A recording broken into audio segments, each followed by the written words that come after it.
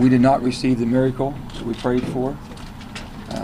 We have accounted for 4 miners that have been unaccounted for. We have a total of 29 brave miners who were recovering at this time. We had been spending time with the family. As you can tell, it's a very difficult time. Very strong people, very loving and good people, but very, very hard times.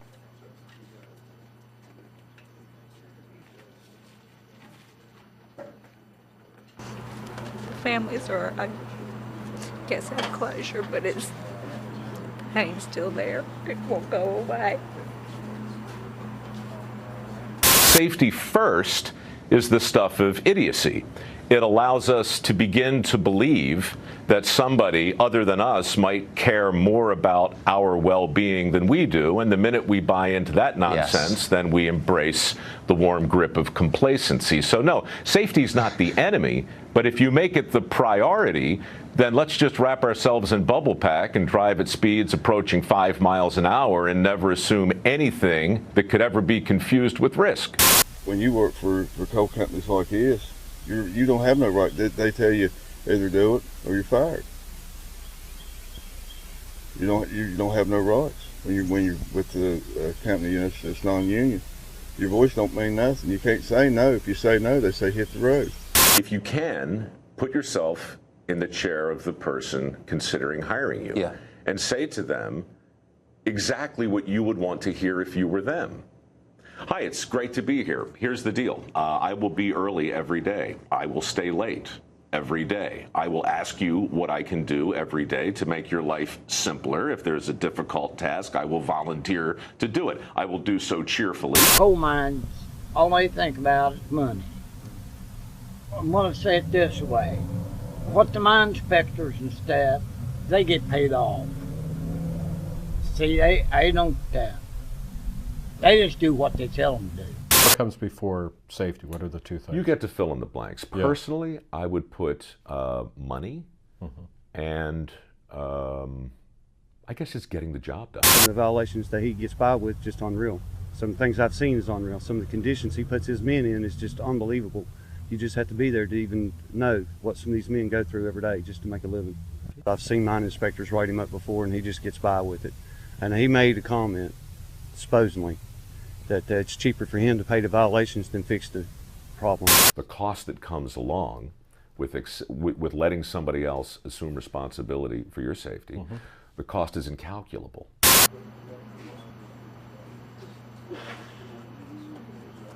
Ask an actuary, okay, the insurance issues, the regulation, I mean, it's on and on and on. I mean, these mines around here, they're dangerous, and these men have to go in there and make a living. And I'll tell you what, the grief around here is just overwhelming, and you can feel it everywhere you go. There are a lot of people who really and truly believe the system is rigged, and they truly believe opportunity is dead. They scare me, not because I'm frightened of them, but because that belief is, that'll kill us.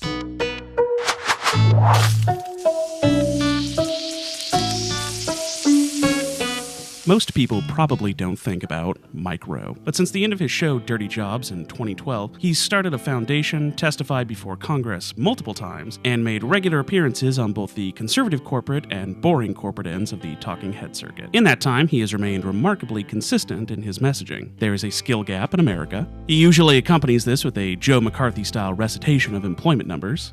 5.6 million jobs. There are 7 million jobs available right now. There were 2.3 million jobs, according to the feds, that existed at that point in time. College ain't for everyone.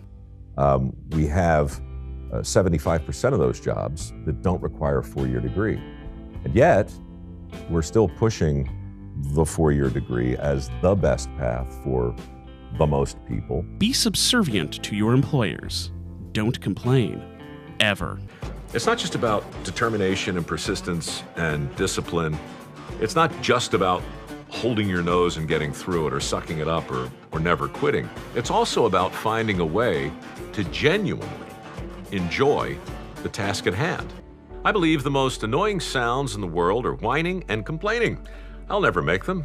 And if I am unhappy in my work, I'll either find a new job or I'll find a way to be happy. Don't expect anyone else to watch out for your safety. That's too expensive for your employers to have to pay for. What if OSHA got it wrong?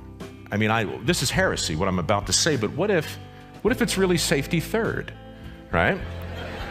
He has codified this pro-billionaire, pro-entrepreneur, faux working-class moral philosophy into what he calls the Sweat Pledge, a set of ideas that you have to agree to if you want access to a comically small amount of money. They're not big allotments. You know, it could be anywhere between 2 and 15 grand, depending on the applicant. Which can only be used towards certain vocational training programs, which Mike Rowe himself has assented to. In this video, I want to go over where Mike Rowe gets his bad ideas from, some of his worst ideas and why they're so wrong, some other stuff he's wrong about, and maybe, if we have time left over, some footage of puppies. It's so much more interesting to understand why you believe what you believe than it is to hear about what you believe. The first thing you need to know about Mike Rowe is that the man who said this, Never follow your passion, but always bring it with you, is terrible at taking his own advice. He's an actor, a job that you only ever get by following your passion instead of being practical. And even though he rails against four-year colleges, he'll be the first to admit that My liberal arts degree served me really, really, really,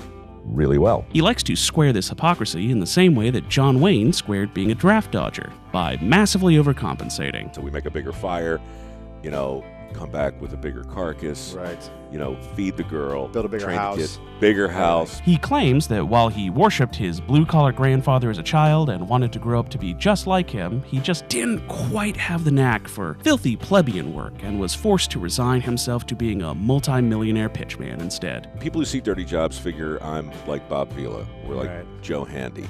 I'm not. That's a recessive gene. Sure. Right? And my grandfather, who got it in spades, was sort of an idol of mine growing up. So I very much wanted to do what he could do, which essentially was build a house without a blueprint. Right. Right. Ooh, that's impressive. Well, he only went to the 7th grade, and I just always assumed that's what I would do, and I just didn't get the gene. And then when I got so frustrated that I couldn't do it, it was my pop who said, you know what, you can be a tradesman if you want. You just need a different toolbox. So that's when I enrolled at a community college after high school, and I started studying things I had no interest in. Maybe he should have tried following his own advice then. After all, it's not like his grandfather had any real training, so it shouldn't matter whether or not Mike had the knack for the work from day one. There is no hope without education. You have to have some sort of useful skill. Oh. Well, either way, Mike Rowe has tragically endured the rigors of getting edumacated and will now and forever be a little bit pretentious. I still hosted shows, but I did it through a kind of, the Greeks would call it a peripeteia, right? Yeah. And anagnoresis. What Huxley say? You know, the greatest threat to freedom was total anarchy. The second greatest threat was total efficiency. What other peripatetic misconceptions might I be able to comment upon? I like the idea of the classic freelancer. I always have. But you know where the word came from, by the way? Tell me. I'm going to, Nick. He's also stuck living in San Francisco for some reason, even though all of the people with his reported $35 million are supposedly fleeing in some kind of mass exodus. The wealthiest people will just say, I'm not working anymore. I live in California. I just read a report that said the exodus this year as a result of a 13.5% state tax and some other tweaks to the system is unlike anything they've ever seen before. A claim which has been repeatedly debunked, by the way. Thankfully, Rowe is at least able to keep a modest apartment with a view of Alcatraz, which likely only runs him a minor pittance in rent every— Jesus Christ! I'll assume he's in one of the cheaper apartments, and also somehow doesn't own multiple properties even though he's rich. It does sometimes seem as if pretty much the only thing Mike Rowe has ever successfully manufactured is a false public persona. The question is, why? To hear him tell it, it's because he's always had a respect for people who do dirty jobs, although I do find it interesting that he rarely admits to the distinction between people who do those jobs because they're poor and people who do them because they're, like Rowe himself, filthy stinking rich. People think Dirty Jobs was a love letter to blue-collar work. It was actually a love letter to entrepreneurship. Great. 40 of the people we featured on there, of the 300, were multimillionaires. Nobody knew it. In fact, just scrolling down a list of Dirty Jobs episodes reveals some major disparities in things like level of education and likelihood of business ownership. It seems almost like he's trying to purposely squash out class consciousness, but again, Why? Hey, totally unrelated, but let's take a gander at the donations page for his foundation. Huh. Well, that's alarming. The skills gap has nothing to do with unemployment, not really. The skills gap proves that opportunity alone isn't enough to get people unemployed. Right. And really neither is training. You can have all the opportunity and all the training in the world, but if you don't have an underlying appreciation for the work, if you're not talking about jobs that people affirmatively aspire to, you're going to be pushing the boulder up the hill. No, there is no skills gap. This is a fabrication on the level of a conspiracy theory, and Rowe's increasingly bizarre and hypocritical justifications for why this supposed skills gap exists do a good job of proving that he doesn't have anyone else's best interests in mind. But before we get to his insultingly low opinion of American workers, let's utterly destroy his skills gap conspiracy. The shifting numbers are a misinterpretation of data coming from the Bureau of Labor Statistics monthly survey, the JOLTS report. On any given month, you'll likely find about 5 million to 6 million reported job openings lining up with Rowe's figures, but these openings aren't just sitting there, unclaimed. In November 2017, for example, roughly 3 million are from workers quitting and another roughly 2 million are from layoffs or firing. There are also some retirements in there. This means that there are fewer than 1 million unaccounted for, which might be new jobs. This actually shows some healthy movement in the jobs market. Most of the openings are from workers quitting, which means that they likely already have opportunities lined up elsewhere. More separations actually occur during a better economy, whereas people hoard their jobs during recessions. But here's the real final nail in the coffin for Mike Rowe's shady sales pitch, which I'll quote directly from the NACE Journal. Nevertheless, if all these openings, whether they result from separations or from the creation of new positions, went unfilled, then that would present a serious problem for the economy. However, the same BLS job opening report also provides the count of new hires made each month. For November 2017, BLS reports that employers hired 5.5 million workers. This leaves approximately 400,000 job openings that went unfilled during November, which represents 0.2% of the U.S. labor market. It is important to note that the November 2017 figures are very consistent with the monthly data since January 2016. In fact, hires have exceeded separations and the openings they create for every month since 2010. A mass of jobs in the United States are not going unfilled. A relatively small fraction of job openings are taking relatively longer than the desired time to fill. Boy, it looks like maybe that liberal arts degree really didn't work out for Mike Rowe after all. Speaking of degrees, Rowe is obviously correct in saying that the price of a 4-year degree is going up, although he gets the actual rate hilariously wrong. The cost of a degree, and this I do know because I've read it in several reputable sources, has increased at over 500 times the rate of inflation since the mid-'80s. 500 times the rate of inflation. Nothing else comes close, not even healthcare. Yeah, in reality, it's about twice the rate of inflation, although I've seen different numbers, not 500 times the rate of inflation. Comedically, he seems to have confused the separate college inflation rate quoted in this Forbes article with an increase in comparison to the consumer inflation rate, and also doesn't understand the difference between a 500% increase and an increase of 500 times, which is just stunningly wrong. But okay, bad math aside, Rowe has identified a real problem here, and I respect that. His solutions, though, are totally ineffective. For one thing, the job openings rate on the kind of employment that Rowe is trying to bolster is low enough that getting educated for it is simply not your best bet. And a lot of these jobs do require education, because despite saying both this, I'm not saying that what you ought to do is go to high school and then go straight to work. And this... You know, I talked to a kid the other day up in Butler, North Dakota. So it's Butler, right? It's cold, but he works on heavy equipment up there. And over $100 an hour, work when he wants, paid for his house in cash, raising a family. You know, is it better right now today to have $140,000 in debt but a degree from Georgetown in law, or is it better to be that kid I described up in Butler? Rowe is somehow wrong about both. Being a welder is definitely a job that you need a real education for in most instances, and there are low-skill jobs available right out of high school, like construction and retail. They suck, and you should leave them as quickly as possible if you get trapped in them, but they are available without going to a trade school. This is the dichotomy that most people understand understand implicitly and which Rowe is pretending doesn't exist. Bad jobs for people without educations and good jobs for people with them. The numbers bear out in that direction, with even the availability of work increasing with higher degrees of educational attainment. Look, I want to be clear about something here. There's nothing disrespectful about taking on a dirty job. Somebody does have to do it. But one, a lot of service and retail jobs, which Rowe doesn't care to talk about, are also dirty jobs. And two, people are more complex than this. You can get a job right out of high school, then go to a trade school, and then later get a bachelor's or master's degree. If Mike Rowe really believed in what he was saying, if he was really out there to help people, then he'd be for free college for all. Oh, wait. So 60, 70 grand a person, that's a personal tragedy. But add it up, it's 1.6 trillion right now. And we hold the note on that. Yeah. You know, well, maybe not up there in Canada, but, you know, down here. No, it's worse up there.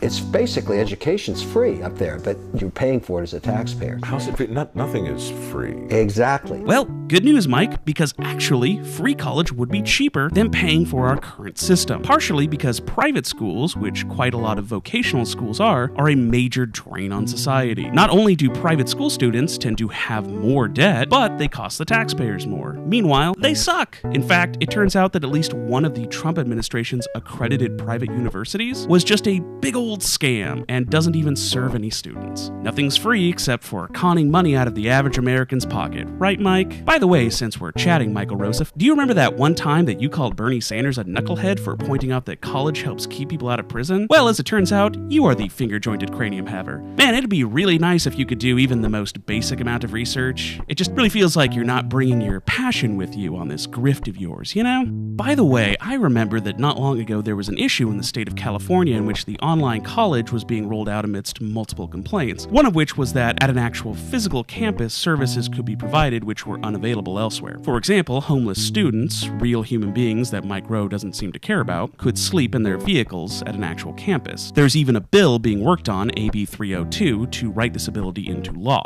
I thought about that story while doing research for this video, because as it turns out, in 2017, the president of a Vatterott College location was fired for allowing a homeless student shelter in -4 degrees Fahrenheit. Vatterott was a Midwestern chain of private trade schools. I say was because they lost their accreditation and shut down in 2018 after numerous scandals, including lying about the transferability of credits and providing false documents to illegally steal federal loan money from taxpayers. By coincidence, I happened to find a website that still lists Vatterott as an option, and under grants and scholarships, I wonder if any of the work ethic scholarship recipients attended there.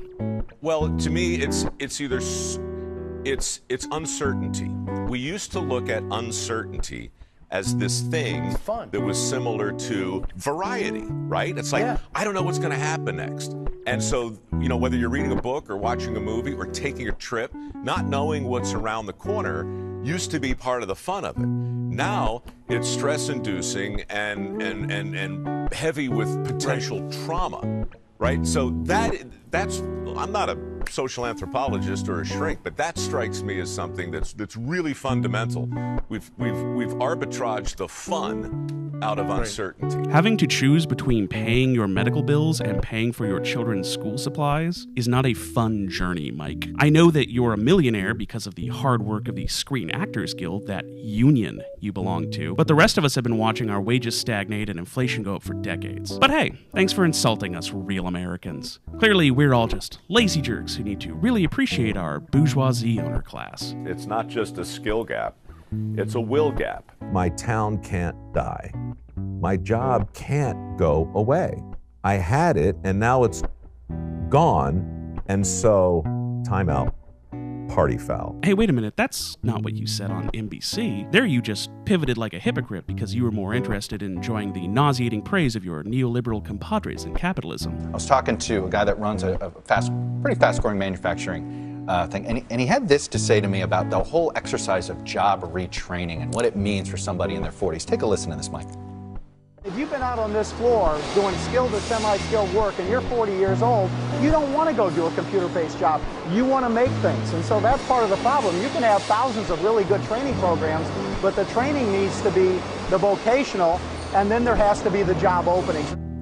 We always focus on job retraining, and it's always about computers. It's always about, when it's skilled labor, it's always about engineering and different things. Nothing wrong with that. Yeah. But it's almost as if we're saying, no, those other jobs, they're going away, and it's okay that they go away. Well, some people want to want to touch things. People ask me all the time, what's the big takeaway from that show? And there were many, but for me, the thing I keep coming back to is the idea that as a group, there was a level of job satisfaction that was undeniable and surprising. I think what you showed a certain way was that there's dignity that these people feel toward their jobs. Job is much more than just how you pay your bills and what you're doing for your family and what kid can go to college. It's what you feel when you go to work every day. Yeah. You think they'll ever ask him about statements like this? Hey, Mike, have you combined with the White House at all? Because it seems like Ivanka has the same lines you have about learning a trade and learning a skill. Have you been in contact? Yeah, we have. And I'll tell you the bottom line for me. After 10 years of doing this, my foundation's modest. We've raised about $5 million for work ethic scholarships. And it's true. We are aligned in a lot of ways. But look, you guys know it as well as anybody. If I put the red hat on, half the country isn't going to hear me. Nah. By the way, since I know you read Forbes, and since you only care about money, here are some statistics on what your attitude is costing us. But hey, like you say, happiness is a terrific symptom. It's a terrible goal. this is probably the worst position that Mike Rowe has taken publicly, which is saying a lot. In 2010, the Upper Big Branch mine disaster claimed the lives of 29 people, none of whom advocates like Mike Rowe care about. The president he endorses has relaxed safety standards for mining to such a degree that Robert Cohen, a member of the Mine Safety and Health Panel who served under George W. Bush and Barack Obama, has called it illegal. Specifically, the Pocahontas Coal Company's Affinity Mine has been given a pass despite a pattern of violations which endanger everyone there. In 2012, Gary May pleaded guilty to conspiracy to defraud the government. Prosecutors made the argument that he had manipulated the mine ventilation system at Upper Big Branch to fool safety officials in a desire to put production and profits first. What comes before safety? What are the two things? You get to fill in the blanks. Yeah. Personally, I would put money and I guess just getting the job done. Rowe claims that he believes in a controversial idea called risk compensation. One day, I came across this study that concluded the most dangerous traffic intersections were those with signs that told pedestrians when to walk and when to wait. Intersections with no such signs were statistically safer because people were more likely to look both ways before crossing the street if there was no blinking sign to tell them when it was safe to do so. They call it a risk compensation. He references the shared spaces concept of traffic, which is both misrepresented by him and also totally inapplicable to the workplace. Rowe wants you to believe that safety inspectors are useless, government-funded worrywarts who do nothing better than scold people for not wearing the right equipment. Later that same week, another compliance officer, this one with the Department of Natural Resources, interrupted our shoot to insist that I put on a life jacket while installing a culvert and a runoff pond. Now, the water in the pond was less than a foot deep. In reality, they perform a multitude of actions behind the scenes to make sure that people are kept safe even before they enter a workplace. By the way, just curious, why didn't Mike Rowe's filming crew have their own safety people since they knew they were going to be placed in dangerous situations? Better hope none of them end up feeling litigious down the line, Mike.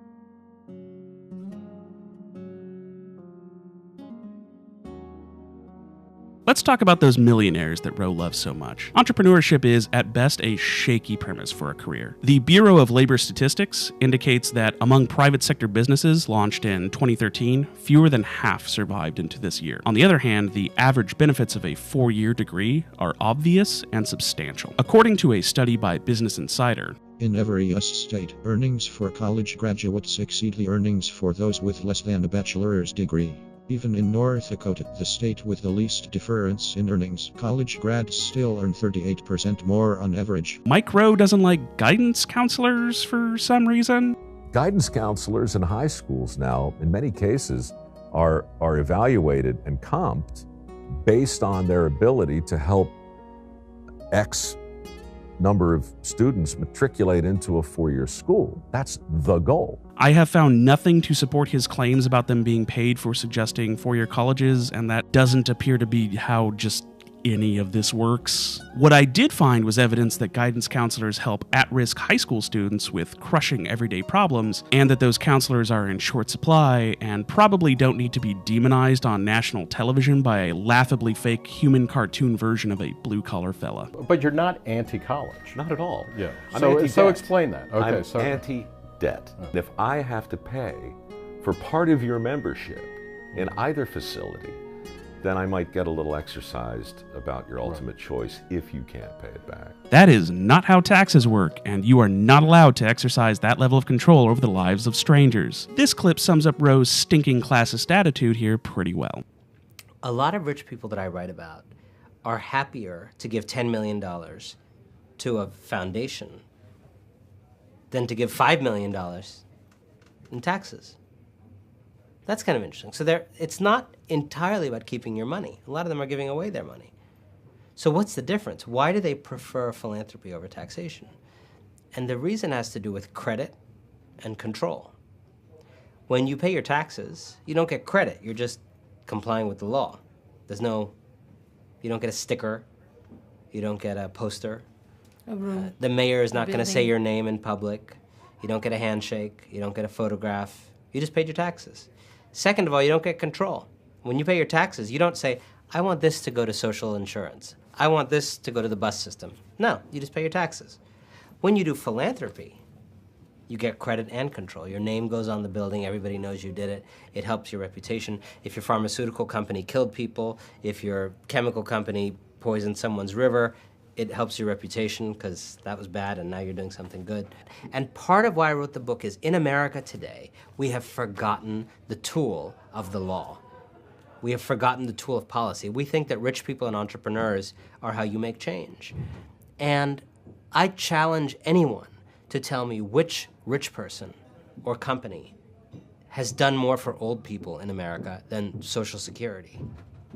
Which rich person or company has done more for health care for poor people than Medicaid? Which rich person or company has done more for women than suffrage? Which rich person or company has done more for African Americans than the Voting Rights Act and the Civil Rights Act? We actually know how to change the world. It's when we act together through our shared democratic institutions. But we have been in the grips of this religion that tells us is the way you really make change, is not together but alone. This next one is pretty fun and starts with Rowe agreeing with an obvious mischaracterization from whoever this chucklehead is. President Obama, I guess it was a couple of years ago when he talked about, he's good to talk about a couple of things. When during his stimulus, he talked about shovel-ready jobs. I mean, everybody took that kind of literally, that he was talking about, building new roads or repaving them. These were physical labor jobs that didn't really materialize with the stimulus. The first time I heard shovel-ready jobs as a turn of phrase, I was in a water tower in New York with the guys who replaced the wooden water towers on top of skyscrapers, and a guy had a small TV and we were on a break and we were watching it, and everybody just laughed at the expression shovel-ready jobs. And there was one of the guys I was working with said, the thing is about all that, he's going to have a lot more success selling shovel-ready jobs to a country that still values the notion of picking up a shovel. As it turns out, the 2009 American Recovery and Reinvestment Act worked. It not only created millions of jobs, but it may have saved us from the disastrous Republican economic policies that got us into the Great Recession. All serious economists agree with this assessment, to the point that polling reveals that only 2 of the queried economists disagreed, one of whom is a proponent of failed austerity measures, another scam that only hurt the little people. By the way, since Rowe thinks that authenticity is so important, you shouldn't pretend to be somebody you aren't, because look, in my business, authenticity is for sale everywhere, but especially in my business. You said it before, people can smell a fake. I think they can smell it in the boardroom, just as easily as they can smell it in the sewer. I decided to take a closer look at what his foundation actually does. Apparently, he's teamed up with the After School All-Stars Project, a News Corp partner which landed in hot water when a sports program that one of its licensees promised failed to materialize, costing the city of San Ysidro $250,000. So that's not shady at all. It's like what we always say on Dirty Jobs, just because you're passionate about something doesn't mean you can't suck at it. His other educational partner, Skills USA, is another org that takes funding from Charles Koch. And a lot of truths are inconvenient for a lot of people. I could go on. Honestly, there's this whole thing from his sweat pledge, by the way. Yeah, that's a slightly more cartoonified version of a rich guy cosplaying as poor guy Mike Rowe backslapping a black prisoner above a statement which implies that he shouldn't blame anyone else for his situation. That one gets even more gross when you look into it, since that guy was literally paid to sign off on that statement. It's part of Rowe's pledges, which are all weirdly judgmental nonsense, like, I believe I'm entitled to life, liberty, and the pursuit of happiness. I also understand that happiness and the pursuit of happiness are not the same thing. I deplore debt and do all I can to avoid it. I'd rather live in a tent and eat beans than borrow money to pay for a lifestyle I can't afford. I believe that all people are created equal. I also believe that all people make choices. Some choose to be lazy, some choose to sleep in. I choose to work my butt off. SWEAT stands for Skill and Work Ethic Aren't Taboo. Well, Mike, I have my own pledge that I'm hoping the people watching this video are willing to make right now. It's called Shut Up. Stop helping unethical twits uphold popularity. Maybe I'll even follow your model and sell $100 printouts of my pledge on my website. No, actually I won't, because that's stupid and crass and I actually have some dignity. Before we get to the puppies, though, let's see if there are any real solutions for the job market. One fantastic way to increase job growth is through spending on public transportation. So surely Mike Rowe's favorite candidate supports efforts to increase funding on... Oh, no, huh? What a shocker. Another actually proven way to help with employment is through guaranteed public childcare options, which Trump paid lip service to, while in reality running one of his own grifts. Alright, that's pretty much it for today, and I don't think we really need to get into Mike Rowe's thoughts on the minimum wage. Predictably, they are wrong. This has been a lot of information, and you've been very patient. I know that looking at a former QVC host's smug face for so long is tiring, so you know what? Here you go. You've earned it. Puppies!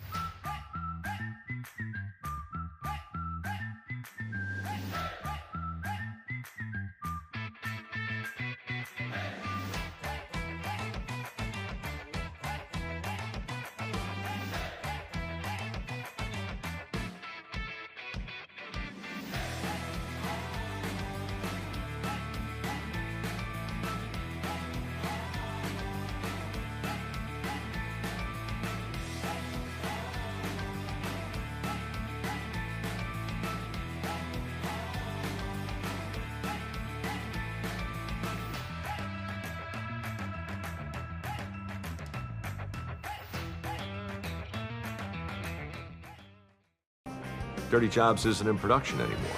I'm working on something new, though, that I think could be just as good. Hey, that's great, Travis said. I got new legs, and you got a new show. Tell me all about it. I got new legs, and you got a new show.